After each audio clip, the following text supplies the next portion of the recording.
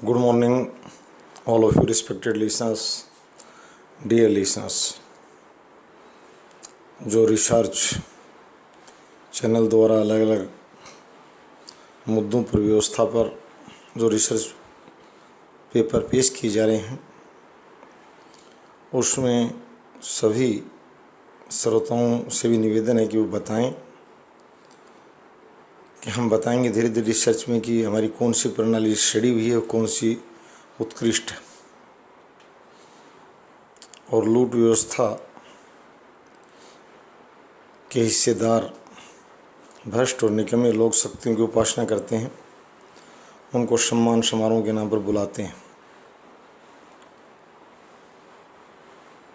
और अच्छी बात को ओझल कर देते हैं।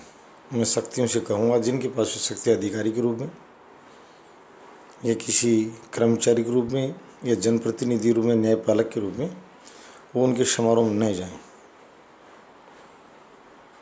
वो भ्रष्ट करने की प्रणाली से ज़्यादा कुछ नहीं है और कोई चेहरा उनकी पसंद नहीं है। भारत के अवसरवादी और भ्रष्ट समुदाय के लोग जैसे जैसे जो लोग सत्ता में आए, उन्हीं को उनकी मौत पर रोते हुए जाते थे, दिखावा करने के लिए कि तुम क्या हम मर गए। और किसी उत्सव और पर्व पर फूल लेकर अपनी बालाओं के हाथों में और साथ जाते थे कि हम तुम्हारे हित में। उन्होंने बादशाही काल, मनु काल और बाद में अंग्रेजी काल, उसके बाद में लोकतंत्र की व्यवस्था में अवसरवाद के नाम पर खूब लाभ कमाया, मान कमाया और अपने नाम कमाया, अपना नाम कमाया। तो वो बात नहीं, मैं बैंकिंग प्रणाली पर कह रहा हूँ कि भारतीय बैंकिंग प्रणाली जब वित्त के क्षेत्र में बात की जाती है तो इसके लिए मैं सभी बैंकिंग सिस्टम से जुड़े वरिष्ठ लोगों, महाप्रबंधकों, निदेशकों, वित्त मंत्री महोदया और प्रधानमंत्री महोदय को मैं इसमें साझा करूँगा और विपक्ष जितना भी है। हमारे बैंकिंग प्रणाली बिल्कुल सड़ी हुई है रिसर्च के अनुसार। लोन प्रणाली, राइट ऑफ प्रणाली और जो पुराने ज़माने की जो बिल्कुल गिरे हुए चरित्र के शाहूकार थे, उससे भी नीचे दर्जे की है कई मामलों में।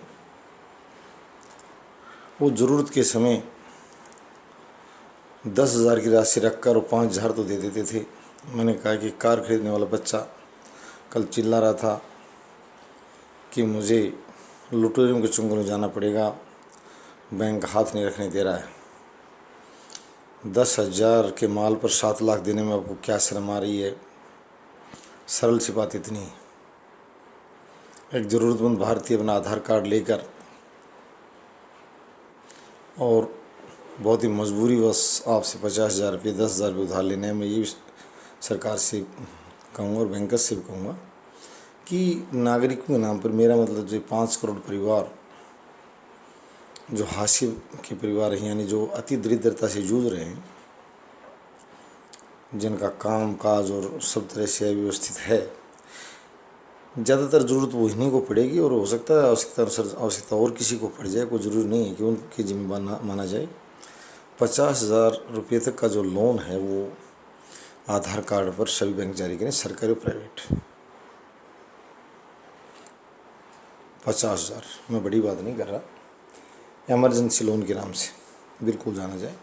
मैंने लोगों को तड़पते, रोते और तरसते हुए देखा, बर्बाद होते हुए देखा है, दम तोड़ते देखा है। उस पैसे की भूख, उनका सहारा बनना बड़ा मुश्किल हो जाता लोगों का।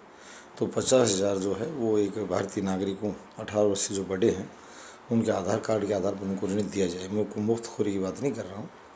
50,000 का ऋण, और ये कि ब्याज दर की जो बात है, एक तो बड़े धन्ना सेठों को सब्सिडाइज के लोन उड़ाए जा रहे हैं किसी उस योजना के तहत, उस योजना के तहत। दूसरी बात मैं ये कहना चाहूँगा कि कर्मचारियों को और दूसरे वर्गों को जो दिया भी जा रहा है, वेतनभोगी लोगों को, उसमें 5 साल के लिए लेते हैं 6% से, और जब 5 साल बाद में लौटाने की बात की जाए, भाई मुझे दे दो कैश लोन घरेलू कामकाज के लिए, अन्य किसी काम के लिए, तो उसमें उनकी ब्याज दरों का बहुत अंतर है। यानी देने वाले से लेने वाली जो दर है वो 3 गुने तक। ये बैंकिंग प्रणाली में कहीं नहीं होता है। ये भी मैं विश्वविद्यालयों के अर्थशास्त्र के छात्रों से और भारतीय प्रबंध संस्थान के छात्रों से कहता हूँ कि अमेरिका में जाकर पिचकारी न मारें, ज्ञान की यहाँ भी मारें। ये जो पोषित हो रहे हैं आपको प्रबंध संस्थान भारतीय नागरिकों की पसीने कमाई से हो रहे हैं, तो बेटा इनको भी आप इनके लिए भी कल्याण के लिए काम करें। सिर्फ डॉलर के चक्कर में नहीं पड़े, यहाँ भी काफ़ी धन है, वेतन बहुत ऊंचा है, कम नहीं है। तो ये दो बातें मैं बताई। बैंकिंग प्रणाली सड़ी हुई, उसमें सुधार किया जाए। लोगों को 50,000 रुपये इमरजेंसी लोन के रूप में सिर्फ आधार कार्ड पर देना सुनिश्चित किया जाए, यानी इससे अनावश्यक भ्रष्टाचार भी घटेगा। आधार कार्ड आदमी का पहचान का सूचक है।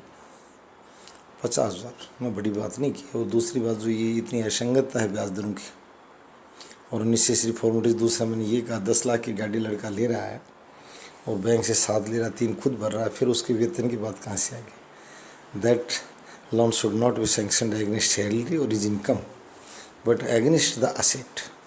उस संपत्ति के खिलाफ वो लोन दिया जा रहा है और उसमें 70%, और खुद आप जो उसको जब्ती कर रहे हो कागजात तो वो कि ये मेरे अधिकार में, तो फिर वो अलग से आमदनी की बात कहाँ से आ गई। आमदनी वाली बात से सिर्फ वेतनभोगी लोगों तक बात रह जाएगी।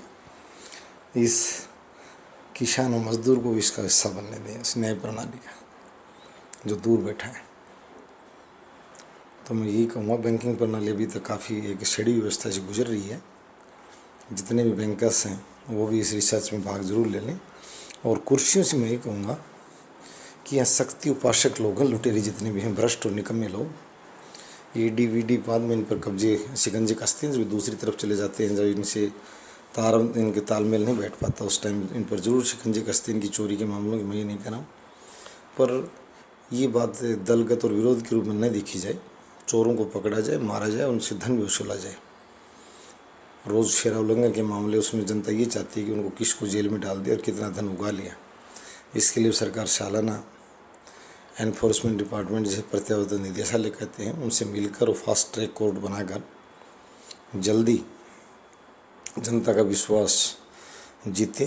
क्योंकि हर बार विरोधियों द्वारा किया जाता है कि चोरी नहीं, ये राजनीति बदले भावना, वो हम नहीं सुनना चाहते। चोरों पर खूब शिकंजा कसा जाए, बदले ही भावना से बिल्कुल नहीं, और राष्ट्र हित में कार्य किया जाए, मैं ये कहूँगा। और फास्ट ट्रैक्स भी ज़्यादा बनाए जाएँ। कल कोटा बूंदी राजस्थान में एक पोस्को एक्ट के मामले में माननीय न्यायाधीश महोदय को मैं इसके लिए बहुत साधुवाद हूँ प्रार्थना सभा में कि उनको मृत्युदंड दिया है अपराधियों को, तो ऐसे मृत्युदंड यहाँ भी दिए जाएँ। 10,000 करोड़ लूटने वालों को सड़क पर तड़पता मारा जाए। और भारत के हजारों लाखों मजदूरों किसानों के गाड़ी पसीने कमाई है। और मैं ये भी कहूँगा शक्ति धारकों से कि शक्ति उपासकों के नज़दीक नहीं जाएं। अवसरवादी, नीच और भ्रष्ट हैं, ये किसी के नहीं है। कभी इनकी ज़्यादा बात मैंने कहा, वो जानते हैं और इन समुदायों को लोग पहचानते भी हैं, इन नागरिकों को, इन परिवारों को। और भारतीय लोग जानते हैं अवसरवादी लोगों को चरित्रहीन और नीच कहा जाए, उनको ज़्यादा तारीफ नहीं की जाए। और इस तरह के लोगों के बारे में ज़्यादा नहीं, अगर समाज समझदार है उनको उपेक्षित करे। और शक्ति धारकों से मैंने कहा कि भैया इस तरह के सम्मेलनों में मत जाया करो, ये गलत संदेश आता है। जब आपको सम्मान समारोह मत कराओ यार, ये भ्रष्ट प्रणाली का हिस्सा है। धन्यवाद।